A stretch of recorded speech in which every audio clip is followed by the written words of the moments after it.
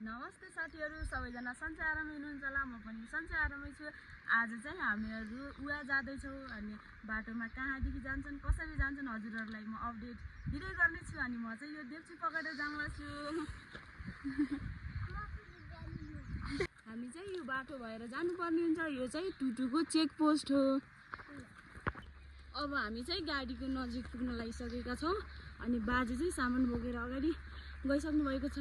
त्यहाँ हजुरहरुले देख्न सक्नुहुन्छ, तर टाढा गइसक्नु भयो। हजुरहरुले देख्न त सक्नुहुन्न होला, त्यही पनि देखे जस्तो गर्नु न। हामी चाहिँ भेट भइसक्यौँ ग्रुपसँग। हेलो भनिदिनुहोस् सबै। High, good morning. उहाँ चाहिँ हाम्रो ड्राइभर दाइ हुनुहुन्छ, हाम्रो मम्मी माइजू यता हुनुहुन्छ अनि माइजूहरू आन्टीहरू। हेलो मामा। हेलो हेलो बुवा। अनि हाम्रो भ्लगर बहिनी चाहिँ यता छिन्। अहिले चाहिँ बोल्न अल्छी लाग्यो अरे। अब चाहिँ हामी गाडी हिँडिसक्यो, जाँदैछौँ। हामी चाहिँ यही रुट भएर जाने हो अनि यताको नजारा चाहिँ देख्न सक्नुहुन्छ, यस्तो छ।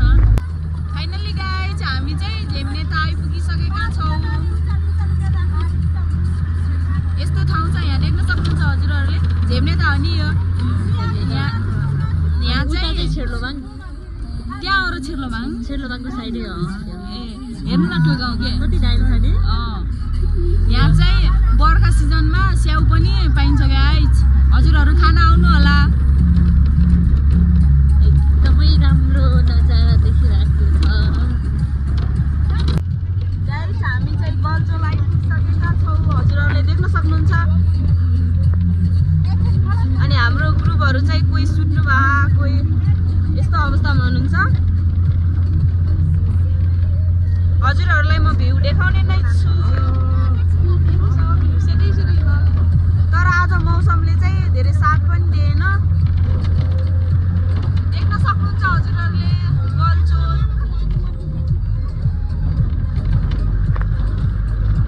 कति दामी भ्यू हो के।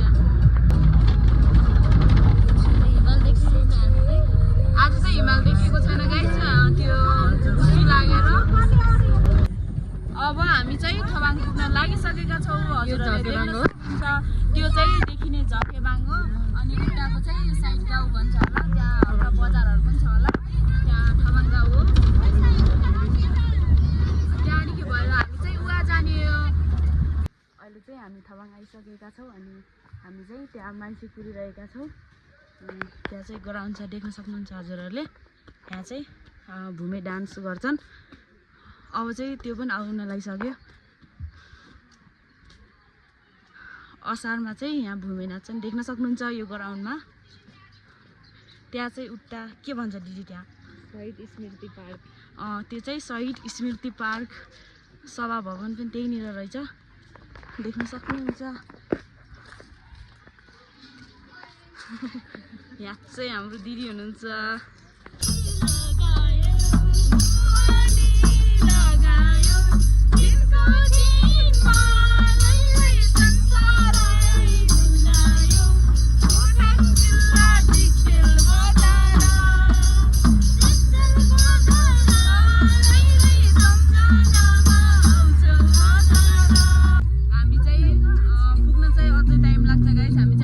आइसकेका छौँ।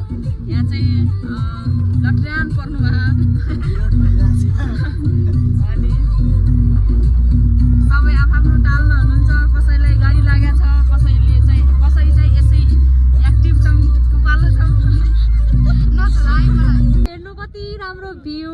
अनि यो चाहिँ यता भेडाहरू छन् अनि यता हामी जाने चाहिँ उता माथि डाँडामा हो। अनि वाउ, भ्यू चाहिँ अति राम्रो छ गाइस, अति राम्रो। अलिकति यता उकालो थियो थोरै, त्यही भएर गाडी चढेन। अनि अहिले चाहिँ हामी सबैजना अगाडि चाहिँ झरेर हिँड्दै जानुभएको। अहिले चाहिँ गाडी चढ्यो। यति डेन्जरस एडभेन्चरस यता भइरह। लेट्स सी के हुन्छ। नाम भनिदेऊ त, तिम्रो नाम के रे? तिम्रो के हो? हजुर तिम्रो अविरल। ल गुड। स्कुल जान्छौ? कतिमा पढ्छौ? हो तिमीले? हो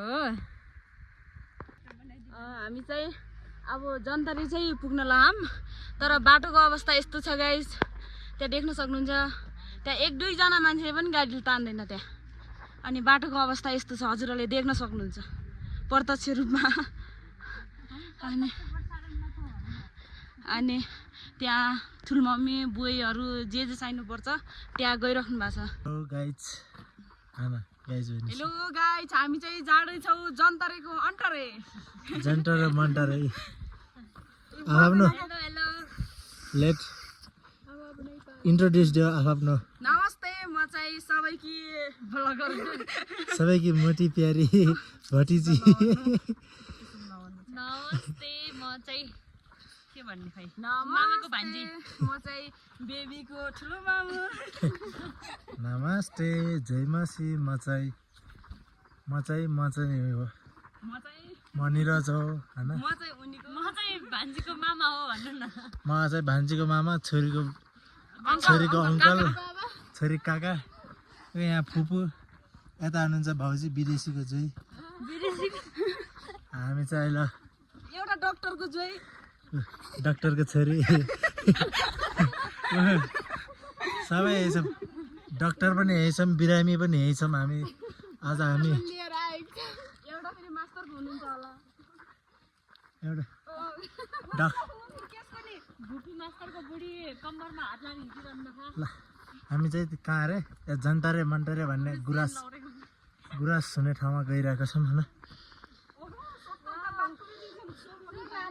तपाईँले तल हेर्न सक्नुहुन्छ गुराँसहरू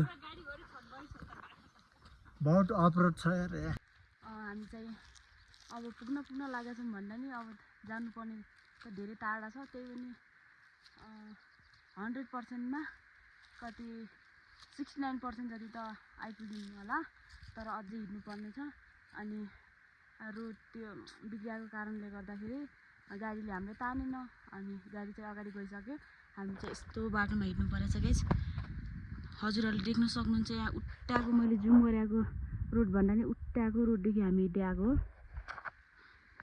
अनि यस्तो भिडमा हिँड्नु पर्छ अस्मिता दिदी त्यहाँ हुनुहुन्छ अरूहरू चाहिँ अलि अगाडि गइसक्नुभयो अस्मिता दिदी र म चाहिँ अलि पछि नै छौँ ढोबाको कारणले गर्दा हजुरहरूले देख्न सक्नुहुन्छ भ्यू दामी भएर मात्र के गर्नु गाइस यहाँ हिँड्न यस्तो गाह्रो भएको छ पुरै छोडिदिनु कि अनि अब हामी चाहिँ जान्छौँ फाइनल्ली गाइस हामीले चाहिँ यो ठाउँमा आइसकेका छौँ देख्न सक्नुहुन्छ हजुरहरूले त्यहाँ आटा ग्रुप चाहिँ त्यहाँ हुनुहुन्छ अनि आन्टीहरू ठुलमम्मीहरू चाहिँ यहाँ हुनुहुन्छ हेलो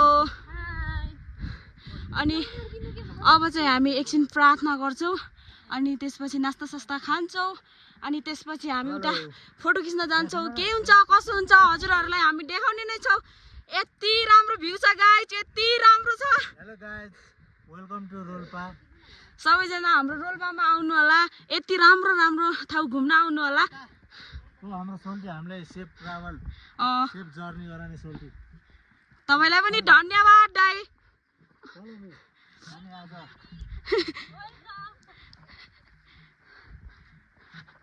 अनि अब चाहिँ हामी एकछिन सङ्गति गर्ने हो अनि वर्सिपहरू गर्छौँ अनि त्यसपछि हामी फोटोसोटो खिच्छौँ नास्ता खान्छौँ अनि यति राम्रो भ्यू छ गाइस तलतिर हिँड्दै आउँदाखेरि चाहिँ पुरा यो भ्यूले गर्दा नि पुरा हिडम जस्तो लाग्ने पुरा ऊर्जा आउने कि यस्तो खाले रमणीय ठाउँ छ गाइस हजुरहरू चाहिँ एक न एकचोटि चाहिँ यो ठाउँमा घुम्न आउनै पर्छ जस्तो लाग्छ मलाई अब चाहिँ गाइस हामी चाहिँ सङ्गति सुरु गर्न लागिसकेका छौँ हामी चाहिँ सङ्गति गरेर अब चाहिँ नास्ता खाँदैछौँ गाइस देख्न सक्नुहुन्छ हजुरहरूले हाम्रो नास्तामा चाहिँ कोकहरू छ रोटी अनि चटपटे अनि हामीले चाहिँ चिसो भएर आगो पनि बालेको छ करेन्ट पनि छ देख्न सक्नुहुन्छ जहाँ इच्छा त्यहाँ उपाय देख्न सक्नुहुन्छ यहाँ अरे त्यही हो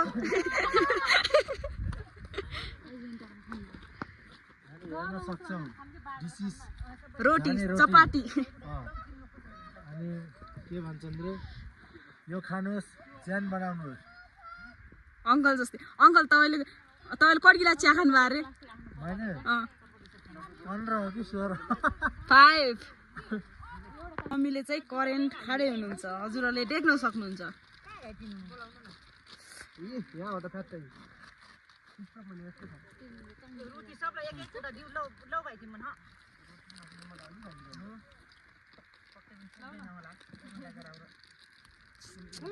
यहाँ चाहिँ पोखरी रहेछ साइड बर्खा सिजनमा चाहिँ यहाँ पानी खेरिन्छ होला आजभोलि चाहिँ पानी नपरेको कारणले गर्दा पानी छैन सुक्खा छ यहाँ त्यहाँ चाहिँ मन्दिर छ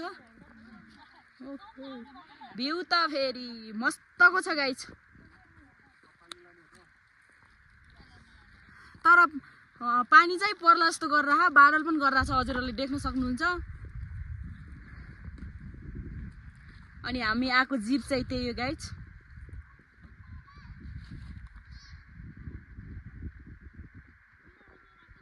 त्यहाँ चाहिँ कसले फोटो खिचिराख्नु भएको छ हजुरहरूले देख्न सक्नुहुन्छ अब चाहिँ हामी नास्ता सास्ता खाएर अनि अब चाहिँ हामी धेरै फुल भएको ठाउँमा फोटो खिच्न जाँदैछौँ त्यहाँ जीप पार्किङ गरेर हामी चाहिँ फोटो खिच्न जाँदैछौँ हजुरहरूले देख्न सक्नुहुन्छ सबै चारतिर हुनुभएको तर हामी पुग्ने एउटै गन्तव्यमा हो तल धेरै फुल भएको ठाउँमा हामी फोटो खिच्न जाँदैछौँ लेट्स गो फाइनली गाइस हामी चाहिँ त्यो रुखमा गएर पनि फोटो खिचेर भ्याएका छौँ अनि अब चाहिँ हामी जाँदैछौँ घर जाँदैछौँ अनि फोटोसोटो खिचेर अनि यति धेरै सामान पनि बोक्नु परेछ गाइस अब हामी चाहिँ खाजा साजा खाएर अब फर्किन आँटिसकेका छौँ देख्न सक्नुहुन्छ यहाँ चटपटे अझै बाँकी नै छ अनि अब हामी चाहिँ घर जान लागेको छौँ साइन्स भर्दै उता छिन् यहाँ पछाडि हाम्रो ग्रुपहरू हुनुहुन्छ यहाँ चाहिँ ड्राइभर दाई हुनुहुन्छ उता हाम्रो दिदीहरू आउँदै हुनुहुन्छ अनि थ्याङ्क्स फर वाचिङ सबैले साथ सपोर्ट माया गरिदिनु होला बाई बाई